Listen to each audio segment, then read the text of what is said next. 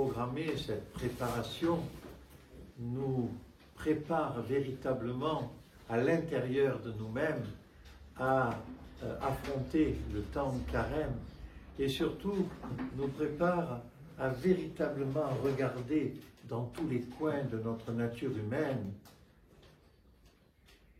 ces terribles difficultés que nous éprouvons à être véritablement des enfants de Dieu, porteurs de la lumière divine et obéissant au commandement.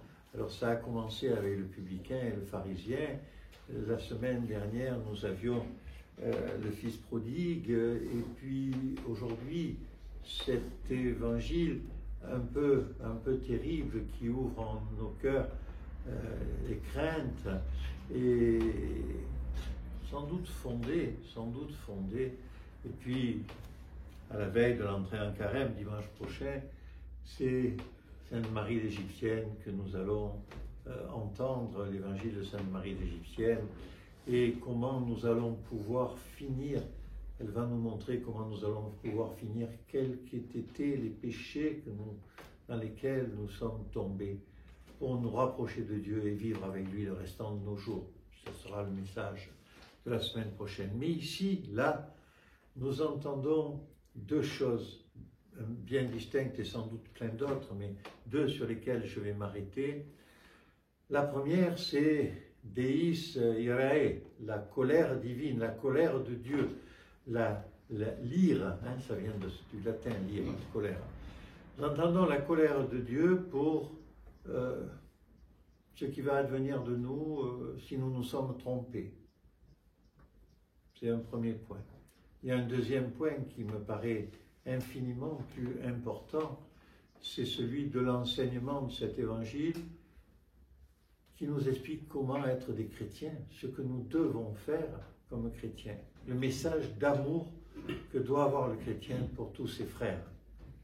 Et bien sûr, nous le voyons à travers ceux qui n'ont pas donné à manger, ceux qui n'ont pas visité, ceux qui n'ont pas soigné, ceux qui n'ont pas... Voilà. Alors effectivement, nous entendons ce message, alors d'une façon un peu déclinée, effectivement, et assez précise. Voilà ce que vous devez faire quand vous êtes chrétien. Et nous savons que nous lisons dans d'autres évangiles la synthèse. Aimez-vous les uns les autres comme le Seigneur lui-même vous aime, comme le Père lui-même vous aime. Alors effectivement, frères et sœurs, en ce début de carême, c'est sans doute un des objectifs que nous devons essayer de mettre au fond de notre cœur, c'est d'avoir plus de présence à l'autre,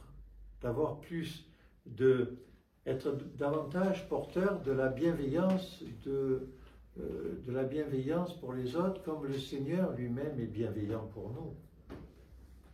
Au moins pendant ce temps-là. Et si nous n'arrivons pas à tenir le carême, vous savez bien les craintes que nous avons de ne pas y arriver. Et même quand nous y arrivons, de ne pas avoir bien fait.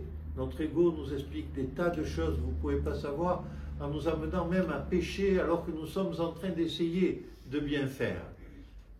Mais au moins, essayons d'avoir en nous ce regard. Vous savez, je me souviens de cet épisode qui m'avait été narré de cette dame bien mise dans un quartier très chic de Paris qui passe à côté d'un pauvre R qui est là à mendier et elle lui donne 10 €. Mais elle ne lui donne pas, elle lui jette 10 €. Et le mendiant se lève, prend les 10 €, la rattrape et les lui rend. Il dit, je ne veux pas votre argent, madame. Mais si je vous le donne. Non, non, madame, vous ne m'avez même pas regardé. Je n'existe pas pour vous. C'est terrible, mais ça nous parle parfois de la faiblesse que l'on pourrait avoir au moment où nous devons faire preuve d'une générosité, d'amour pour l'autre, et nous le faisons d'une façon qui n'est pas finalement reconnue, acceptée et comprise par l'autre. Alors effectivement, nous pouvons être inquiets de ce que nous allons advenir si nous ne sommes pas capables d'être un petit peu chrétiens. Rassurons-nous, frères et sœurs, je suis profondément convaincu au fond de moi que Dieu qui est amour, miséricorde, longanimité pour nous, du jour au lendemain, parce que nous sommes morts, va nous vouer aux gémonies. Oui, sans doute ne serons-nous pas à la même place, mais ne craignons pas, craignons simplement. Je vais recommencer ma phrase parce qu'à l'envers, elle ne voudrait rien dire. Ayons peur de nous, de ce que nous ne sommes pas capables de faire pour donner au Seigneur et à nos frères le minimum d'amour qu'il nous demande pour faire de nous des chrétiens. Et notre vrai péché, il sera là. Alors bien sûr, certains d'entre nous auront peut-être fait des choses plus compliquées que simplement ne pas arriver à aimer ses prochains, mais ça nous appartient à notre solitude personnelle pour chacun d'entre nous. Oui, sans doute, nous nous sommes trompés, sans doute avons-nous fait de mauvaises choses, sans doute avons-nous fait du mal sans nous en rendre compte, mais nous avons eu le temps de nous en repentir. Frères et sœurs en Christ, le Seigneur nous accueillera dans le royaume. Et ce royaume, c'est le début d'une nouvelle vie. Alors sans doute, cette vie sera, pour certains d'entre nous, un peu plus lumineuse, et sans doute, certains d'entre nous serons-nous un peu plus dans l'ombre. Mais la différence se fera dans quelques degrés de lumière différents pour contempler la lumière de la face de Dieu, mais dans la vie éternelle. Vous savez, le purgatoire a été créé tardivement par les catholiques, les chrétiens d'Occident, pardon, pour expliquer aux gens que même s'ils ont mal fait, ils vont peut-être malgré tout s'en sortir et pas être dans le feu qui a été la géhenne, qui a été créée pour Lucifer et les anges qui l'ont suivi.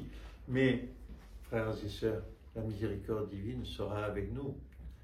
Mais pensons à cela, frères et sœurs. Pensons véritablement, alors que nous entrons dans cette semaine, nous allons à nous préparer à alléger notre ventre pour nous approcher un peu plus de Dieu, pas pour nous rendre malades, chacun en fonction de nos forces. Mais là, nous entrons dans cette semaine, en ce dimanche du carnaval, nous entrons dans cette semaine de l'abstinence de viande, de la thyrophagie, des laitages, c'est les divers noms que cette semaine porte dans notre tradition. Profitons de ce temps qui nous est offert pour essayer de demander à Dieu qu'il nous donne la grâce de l'aimer un tout petit peu plus et de ne pas nous éloigner et de ne pas perdre espoir aussi, parce que nous savons l'immensité de nos faiblesses. Avant de vous quitter, je vais juste vous lire quelques paroles d'un grand ancien